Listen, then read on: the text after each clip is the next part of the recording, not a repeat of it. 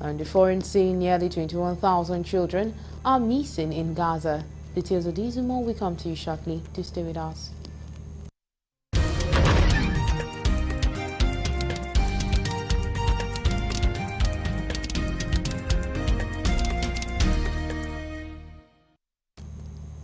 And now the news in full. The 10 governors have arrived in Abeokuta, Ogun State for the meeting of the Southern Governors Forum. The meeting is holding at the Presidential Lodge, Abeokuta. Governor Babajide Sanwo-Olu of Lagos and Chairman of Southwest Governors Forum led pack of the early callers at the meeting. He was received by the host governor, Dapo Abiodun. Other governors who have arrived are Seyi Makinde of Oyo State, Biodun Oyibanji Ekiti, Alex Oti Abia, Godwin Obaseki of Edo, Ademola Adeleke of Osun State, Basi Otu of Cross River.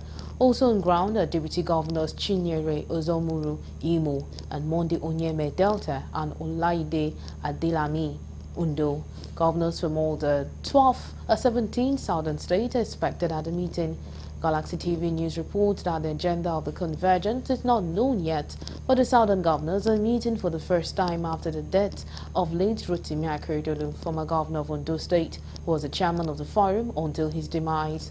The forum was not elected a new chairman after Akeredolu's death in December 2023. Our correspondent gathered that Akeredolu's replacement may emerge at the end of today's meeting.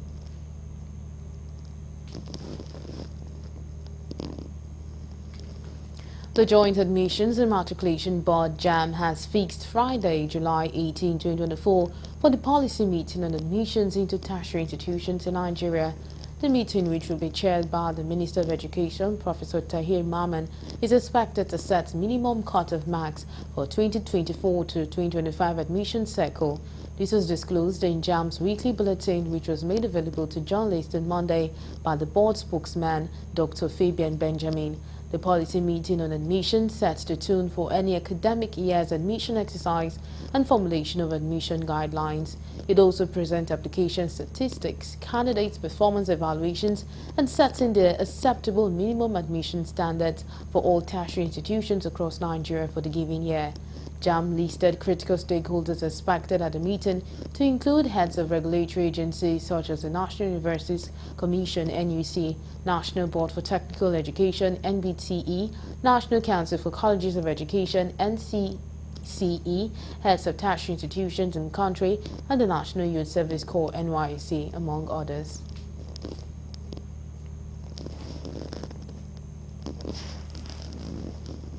Justice Nnamdi Nipoma of the Federal High Court Abuja has struck out a 24-count amended charge bordering on alleged 1.219 billion naira money laundering filed by the Economic and Financial Crimes Commission (EFCC) against Abiodun Agbele and 3 others. He, who stood trial on the criminal charges for almost 8 years, was one of the closest political allies of former Ekiti State Governor Ayodele Fayose, delivering ruling in a case argued by Chief Mike Uzekume-San for the accused person. Justice Dimoba held that Agbele has no case to answer the charges following the failure of the EFCC to establish the ingredients of the alleged offences as required by law. The EFCC had accused him and 3 others of indirectly accepting 1.219 billion naira in cash through an official of Zenith Bank in Akure, Ondo State, from the then Minister of State for Defense, Senator Musliu Obanikoro, on behalf of Ayodele Fayose in June 2014. He was alleged to have carried out the act without going through a financial institution, contrary to the provisions of Section 1A of the Money Laundering Prohibition Act.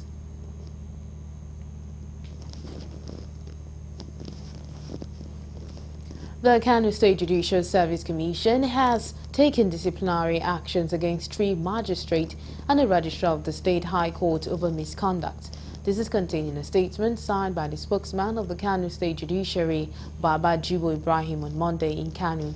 The statement said that investigation by the Judiciary Public Complaint Committee in respect of 3 petitions filed against Makama found her guilty of misconduct. According to the statement, the investigation revealed that she made an order to GT Bank to transfer money in a petitioner's account already frozen into her personal account, and which she clearly admitted in her response. It said the second petition also found elements amounting to judicial bias in her handling of the matter. According to the statement, in the third petition, she was found to have received a case and made order to the police even before the case was assigned to her. He further said that the investigation revealed that Senior Registrar Abdul Nasir received payment of fees meant for court records into his personal account, which constitutes serious misconduct.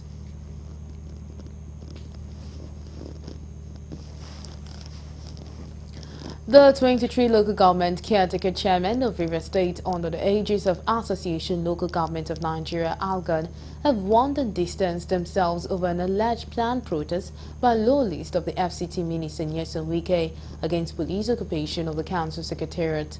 The group made this known at a press briefing in Port Harcourt, the Rivers State capital. Chairman of the group, Prince Ichemati Ezebunwo, while addressing journalists, said the planned protest by those he described as enemies of the state is to destabilize and create room for a state of emergency. Speaking further, they called on the people of the state to go about their lawful business and discontinue the protest. It's a press briefing by Association of Local Governments of Nigeria, ALGON, Rivers State Chapter. We are drawing the attention of the general public against the planned protest by the immediate past local government chairmen, former assembly members, and National Assembly members loyal to the FCT Minister, Chief Nyesom Wike, against the Nigerian police force manning the 23 local government councils across the state. The planned protest is not in the interest of the local government areas and the state in its entirety. It publicly states that we are not in any way linked to the planned protest, as it is inimical to the progress and well-being of the people of Rivers State, considering the sinister plots by some desperate politicians to take advantage under the guise of protest to cause chaos and destabilize governance in our state. Therefore, we call on all law-abiding citizens of our dear state to discountenance the planned protests and to go about their lawful businesses. You're still on to Galaxy News. We'll quickly take a break, and when we return, the news continues. Do stay with us.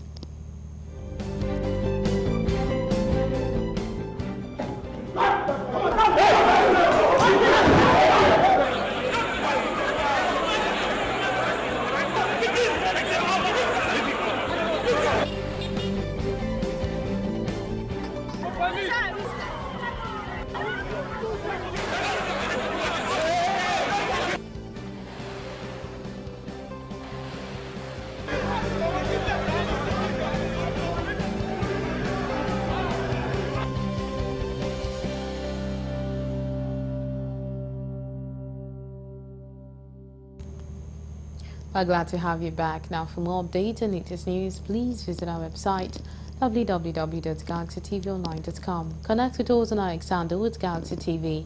Subscribe to our YouTube channel, youtube.com/GalaxyTVNews. You can follow and interact with us on our Facebook page, facebook.com/GalaxyTV. Don't forget to follow and tag us on our Instagram page at Galaxy TV. You can also avail our eyewitness feature via WhatsApp. If you have breaking news around you, simply share a story by sending short clips or videos of the news on 0218-666-669. Our social media platforms are user-friendly and can always accommodate your live updates and comments.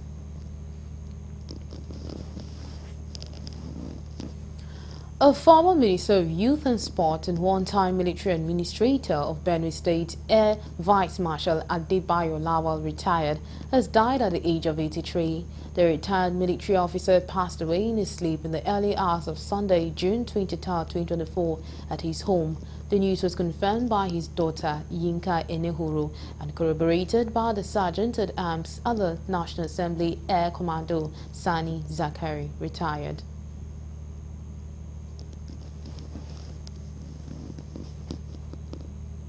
The Minister of State for Education, Dr. Yusuf Sununu, has tasked principals of Federal Unity Colleges to put in place necessary measures to curtail the outbreak of cholera disease. Sununu was speaking in Abuja on Monday at an interactive session with all principals of Federal Unity Colleges. Report has it that the country is currently experiencing a significant cholera outbreak, with the Nigeria Center for Disease Control and Prevention (NCDC) reporting over 1,528 suspected cases in 31 states. The outbreak has affected Lagos, Bayelsa, Zamfara, Abia, Cross River, Bauchi, Delta, Katsina, Imo, and Nasarawa states.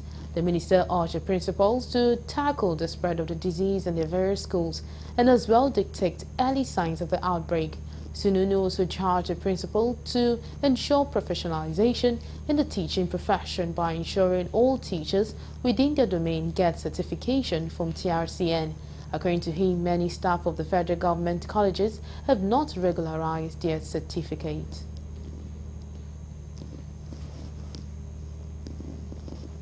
Lagos State Government has called on residents to observe strict and comprehensive hygiene to stay safe from cholera disease, which is currently ravaging some parts of the state. Speaking at a press conference, the Commissioner for Health, Professor Akin Abayomi, said there are 579 cases of cholera on record in the state with 29 deaths. Professor Abayomi said the Ministry of Health and its collaborating partners have set up mechanisms, especially in schools, to prevent the spread of the disease.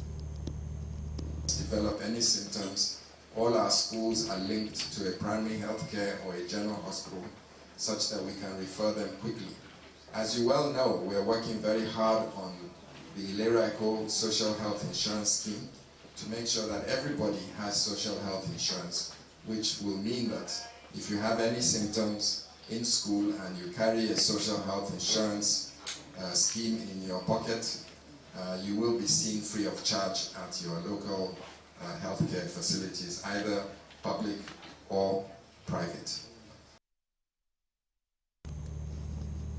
The Lagos State Health Commissioner warned those that produce unauthorized drinks for consumption of the public to desist and ensure that source of water they use for such drink is reliable health-wise. He said the state governor, Babajide Sanwo-Olu, has approved the reprisal of producers of beverages in the state to be sure of the source where they produce and water they use for the drinks for consumption of the people. We obviously will pay attention to the source of water that those manufacturers are using, and that is what we're doing at the moment. We're trying to identify as many of these street manufacturers. First of all, we're trying to emphasize the fact that if you're going to manufacture anything for public consumption, you must be registered with NAFDAC. So that will immediately put a very high level of regulation over the manufacture of street beverages. Also, the State Commissioner for Information, Benga Omotosho, warned people against open defecation, saying it is one of the ways of polluting the environment, which is highly inimical to the health of the people. He revealed that the state government is on the verge of providing more public toilets across the state. That question, open defecation is very common and it's unfortunate and very disheartening.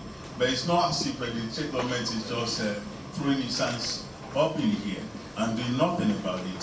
So very soon we see all around Lagos brand new public toilets that we are going to be building around the place.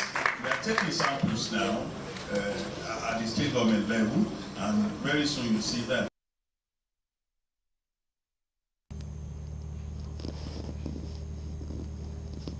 The Ogun State government has confirmed 25 cases of cholera in 7 local government areas of the state, with a casualty from Ijebu North local government in Ogun East Senatorial district of the state. The State Commissioner for Health, Dr. Tomi Koka, gave the figure in Abeokuta, the state capital, during a press briefing held at the Olusegun Osoba Press Center in the state capital. She said surveillance and emergency treatment has been activated in all 20 local government areas of the state free of charge, while assuring the general public of the preparedness of the state government and its development partners. Jahave asked residents to maintain a high level of personal and public hygiene to contain the spread of the disease. Comparison to many other states in Nigeria. At the inception, we received the alert on the 12th of June 2024 about the first 2 cases. Both cases tested positive with a cholera rapid diagnostic kit and were managed at the state hospital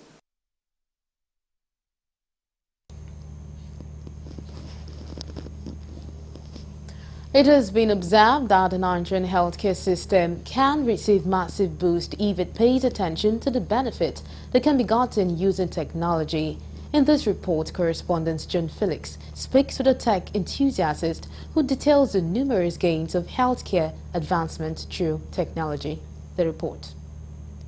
Digital adoption in healthcare is a process of improving and redefining traditional healthcare processes by integrating new technologies.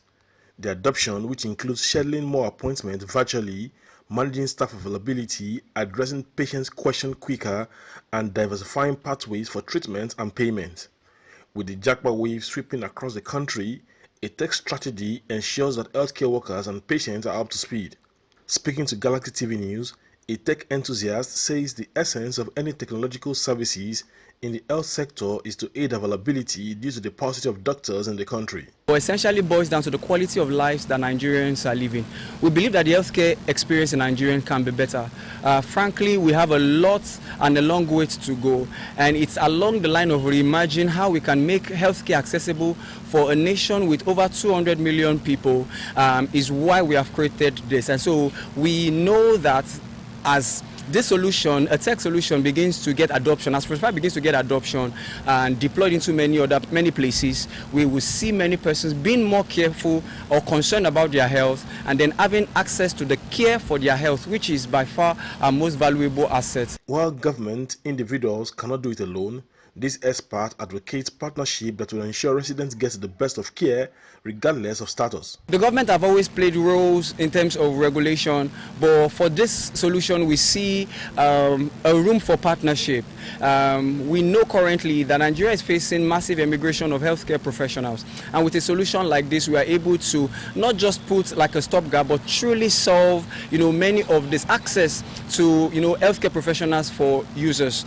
The Nigerian government is central to making sure that every Nigerian is living their best life, but this will be done with collaborative effort with the private sector as well too. And with a tool like Fruitify, Nigerians are able to get access to healthcare for reduced amount of money, and we believe that collaborations with the government can actually make this solution even reach many persons, many indigent persons who can afford healthcare. No doubt, the convenience of digitized healthcare processes helps reduce the likelihood of patients deferring treatment due to barriers like location, scheduling conflict, or having limited options for treatment costs and healthcare staff.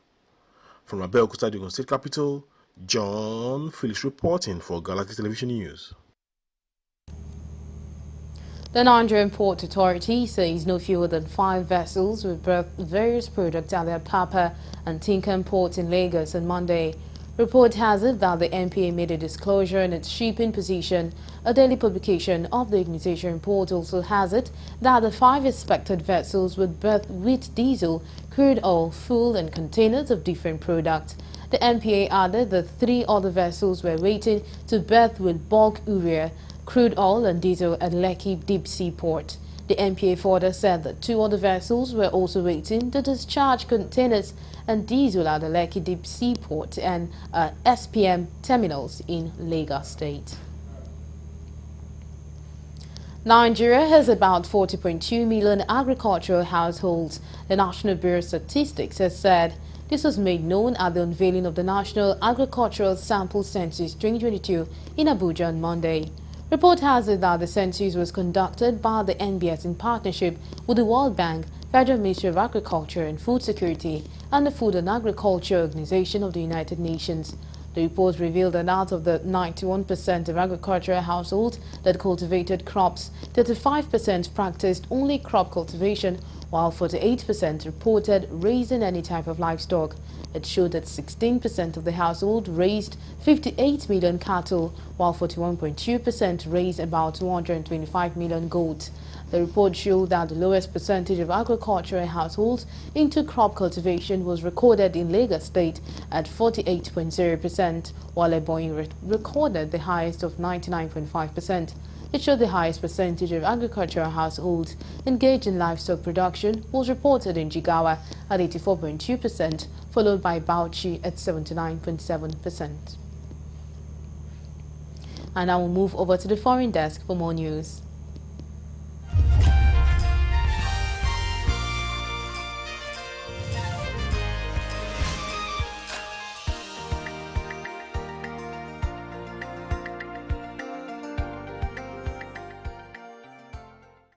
Hello and welcome to Foreign News.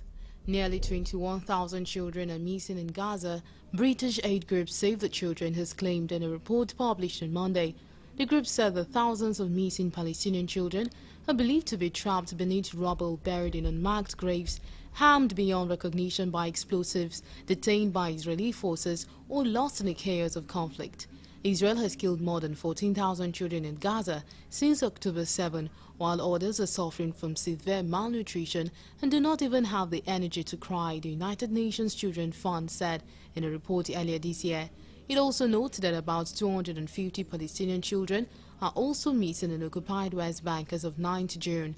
Jeremy Stoner, Save the Children's Regional Director for the Middle East, has called for an independent investigation into the situation surrounding Gaza's missing children and for accountability. Khalid Kuzmar, the General Director of the Child's Rights Organization Defense for Children International Palestine, told newsmen that the impact that they have witnessed in the conflict in Gaza is at a level previously unseen, even during the Second World War.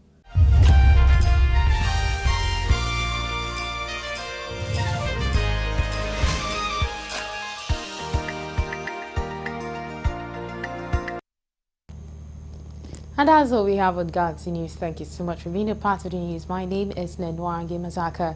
Do join us by 9 p.m. for more news. As for now, goodbye.